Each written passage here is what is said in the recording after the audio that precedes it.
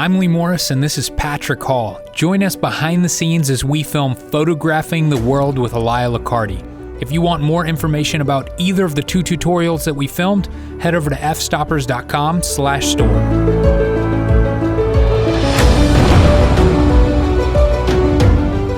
In this week's episode, Bank of America screws us over, our taxi driver takes us to the wrong hotel in Singapore, and Elia exposes us to some really strange food. So we are back. We have been home for Christmas. We've gone on a ski trip to Denver, Colorado, and now we are getting ready, all packed up, to take a flight to Singapore, second half of this trip. Patrick still has his boots. They're back by popular demand. I'm doing a final walkthrough around the office just to make sure we didn't leave anything. But I am so excited for this 22-hour flight we are about to take. Are you ready? To rumble? Yes. Let's go. So, Patrick and I have to carry all this stuff. There's another bag all the way back there too. Everywhere we go, we're gonna be traveling for 45 days at this point.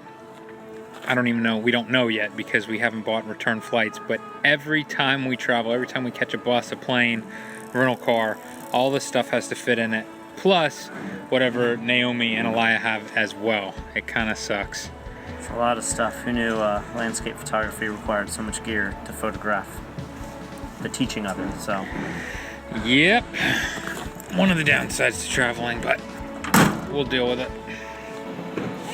Bottles, like that's good, right? What's in there? These are Smirnoff NyQuil, and this is Captain Morgan NyQuil.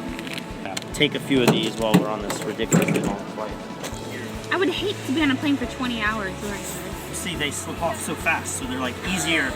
You're one of those guys that takes your shoes off in the plane and like stinks up the plane? Oh, I do that too. 13-hour flight. I'm definitely taking my shoes off. If we run out of space, will you leave the boots behind? No. They've been through too much now. But they take up more space than any piece of gear that we have. Luckily, I'm underweight compared to the average. 4.5 pounds just for the space boots. Every time we travel anywhere, we call Bank of America and we tell them we're gonna be traveling, don't shut off our cards. And every single time something happens and our cards get shut off. It's so frustrating because I feel like this is a process you have to do, but I know the outcome. I know that this phone call it's 100% chance it's not going to work. Well, you know I've already done it, right? You've already done it. Yes. So I'm going to just confirm that they see. Be like, tell me where I'm traveling.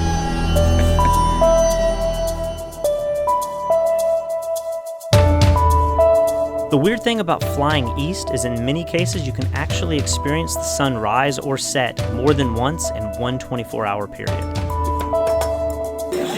So right now we're on the biggest flight of my entire life, and it's going to be 20 hours long. It's going to be absolutely terrible. However, the cool thing is this flight looks like it's going to be empty. If it is, I'm about to turn this into the best bed. Oh my gosh, it's going to be better than first class. While Patrick was overdosing on his sleeping medication, I decided to take more of a natural route.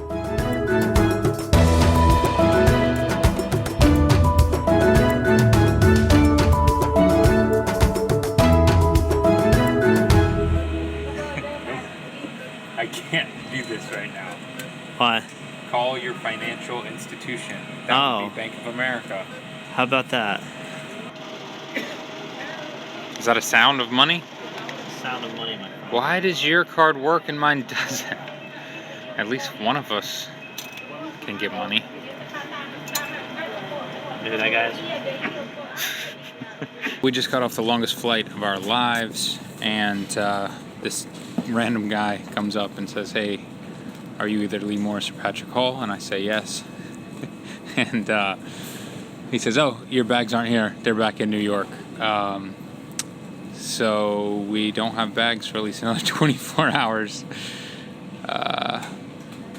This should be interesting. They did give us a little bit of money though to buy some clothes, so we'll see how that goes.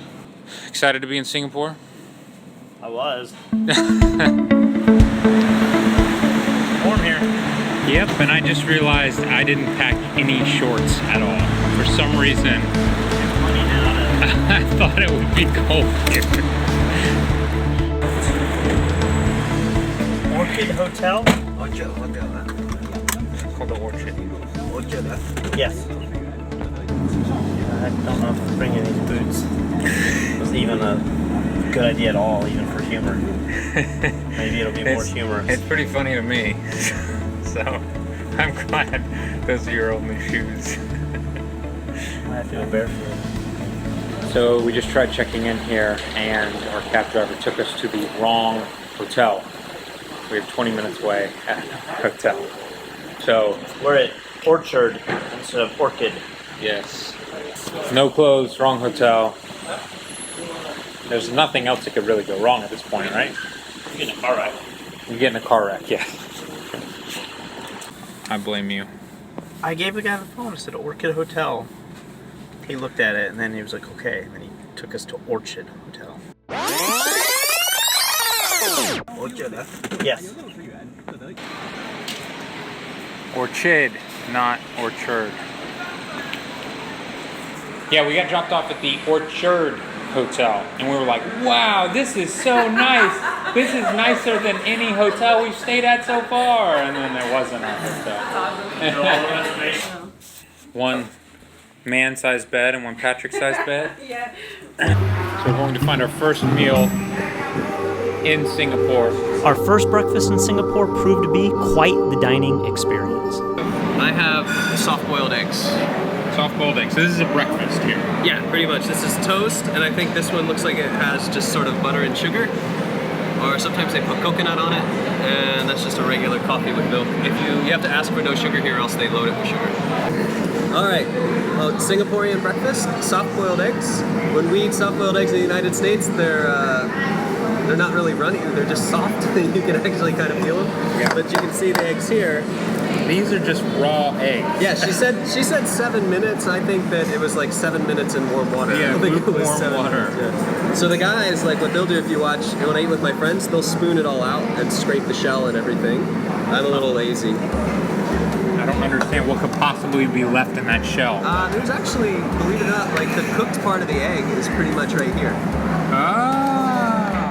So here's a little trick that we're doing for time-lapse video sequences that we have throughout this tutorial. Now, on a lot of cases, we may just put the camera in live view and then we'll just hit record and then we film essentially video, 24 frames a second, and then we just speed it up in Premiere so that we have this nice time-lapse. But what we found is that in many cases, it actually looks cooler to have a slower shutter. So the slowest shutter that you can do in video is 1/24. But if we take stills, we can take really long exposures, sometimes 2, 3, 4 seconds long, and get nice car trails, blur out the people in a public setting, or get moving clouds. So what we do is we attach a neutral density filter. We have a couple of these from different brands that are they're variable. I'm not gonna actually turn this one because this camera is taking a video already. But we turn these so that we can get very little light into the camera. And then what we do is we set the intervalometer to a specific number of shots, and then we can throw all those into Premiere, and then we can just set that to 24 frames a second, and then we get nice time-lapse videos that have the slow shutter look. So it's a very helpful tip that we've discovered halfway through this. In our downtime, we just go around the city and shoot time-lapse. For the first lesson, Alaya decided to shoot the entire skyline of Singapore, and I decided to break out the drone to get some awesome aerial footage.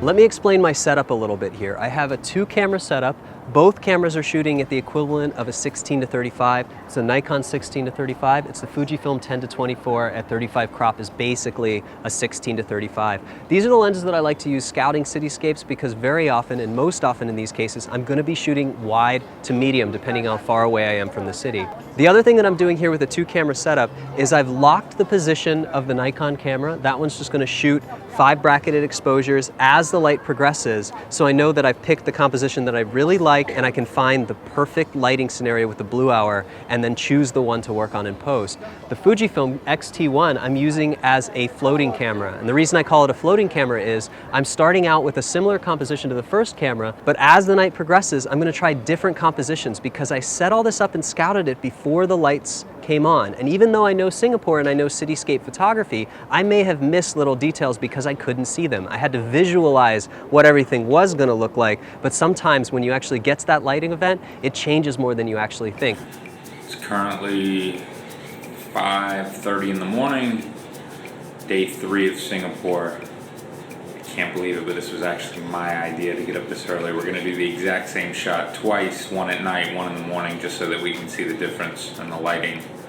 Seemed like a good idea at the time, but now I'm too tired to really be excited about this. It's 5:30 a.m. We've been proactive by getting a cab so we can go shoot a sunrise. Where is Laura? And where is Elia? He's such a diva. And every minute that goes by is an extra minute I could have been in bed. Anyway, You're thinking what? we're going to the Esplanade Mall. I said wake up time for the talent's always later than the crew anyway. I am the talent, and I was ready. That's good. I'm actually really impressed. So, woke up at 5:30 a.m. hoping that there would be a beautiful sunrise casting gorgeous golden light on these buildings, and instead there's a huge cloud. Well, wait a minute. No light. Let's talk about whose idea it was to wake up early. Was it the Yeah, photographer's idea? Or? I think this just goes to show you we should never wake up early. That's a good lesson. That's the life lesson. We should keep a tally of how many times we've gotten up early and how many awesome shots we have from that session. We're probably batting 50-50 at this point. Have we even said we need a spreadsheet tracking on a scale of 1 to 5, I think? This being maybe a 1, it would have been a 2 if the coffee shop was open. So basically, this shot is pretty boring, but that's exactly why I decided to do a long exposure, just to make it a little bit more interesting. So if it was flat gray, minimal texture, and already boring with the reflections, by doing a longer exposure, I could at least turn it into something a little bit more interesting. So where you'd actually see the reflections of something that doesn't look that interesting on top. Smoothing it out completely makes it look like a long exposure fine art shot, and centering it gives it an interesting mirrored effect from top to bottom. So through 2 shooting sessions, I've managed to get 3 different shots. Let's take a look at those 3 shots, and then we'll take a look at the post-processing involved. So Patrick has 1,000 Instagram followers and he never actually posted a picture. And I jokingly said, you should just post pictures of shit. I got some shit. I want to do real shit, but obviously there's situations like this where you'll never find real shit. So I have fake shit so that I can get these exotic locations and then mix them in with real shit. And so there will be shit in every single one of your Instagram pictures from now on. It's kind of pretty. It's a little architectural shit there. That kind of tastes like orange chicken. And I thought I've heard that that does not exist anywhere but America. Well, I'm kind of concerned that this may be a very Americanized meal. It tastes awesome. Although this meal wasn't that exotic, we decided to open up our horizons and try as many different genres of food as we could while we were in Singapore.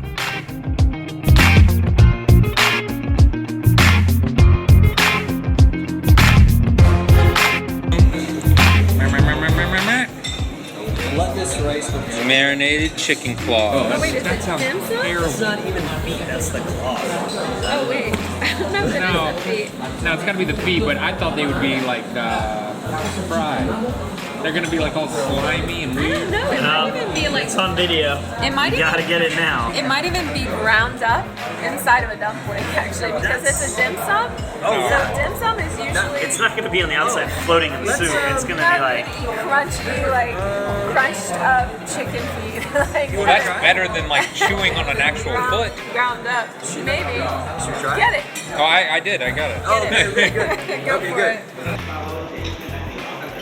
Oh, that's actually my Instagram. You ready to have some of this, Patrick? Hi. Do you think it has bones in it? It's gonna be a Just like basically chew on it, I think. Yeah. No way. That is so messed up, dude. Alright. Oh my gosh, it's bony. Oh my god. Imagine it was a chicken wing, but not. Anyway, It's not very good, man. Don't think about what it is. I'm thinking exactly about what it is. imagine. That's all I'm thinking about. Imagine Don't it, think of that. Imagine it was the worst chicken wing you've ever had. It is. But it's a foot. It's definitely. Freaking me out. Totally. I don't want chicken feet ever again. Here's the thing though, with chicken feet. I can see the freaking tendons in this. This looks like it's fried and it's gonna be crispy. I thought it was just gonna be like eating chicken skin. It's not. No, it's its own thing. It is its own thing. And that thing I do not like. In next week's episode, Elia puts his camera in the most dangerous spot yet. We explore the local nightlife scene, and we host our very first Fstoppers meetup in downtown Singapore.